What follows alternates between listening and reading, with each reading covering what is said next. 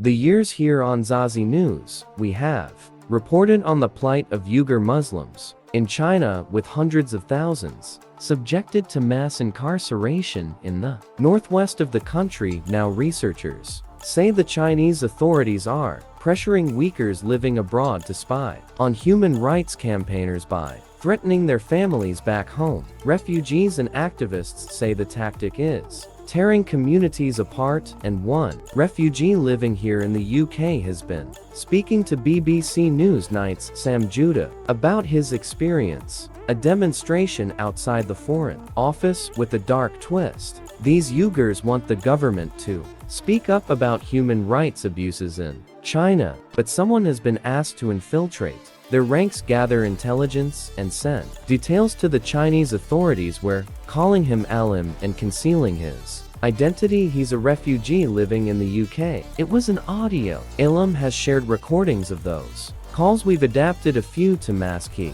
details. We paid the visit to your family in Xinjiang. My colleague collected their details. If you want to see them, I can set up a video call. Yes, please arrange that. I just want to talk to them and find out how they are. I want. Alim was granted a very unusual video call with his mother. The officer connected them by holding two mobile phones facing each other. He used one phone to connect with my mother, and then he used another phone to contact me, allowing me to see my mother through his screen. When I saw my mother, I couldn't contain my emotions. It had been 6 to 7 years since I last saw her, and it was an incredibly heart-wrenching moment. There was a price to pay. The officer wanted something in return. We've heard that the Uyghur activists are planning to meet next month. We want you to.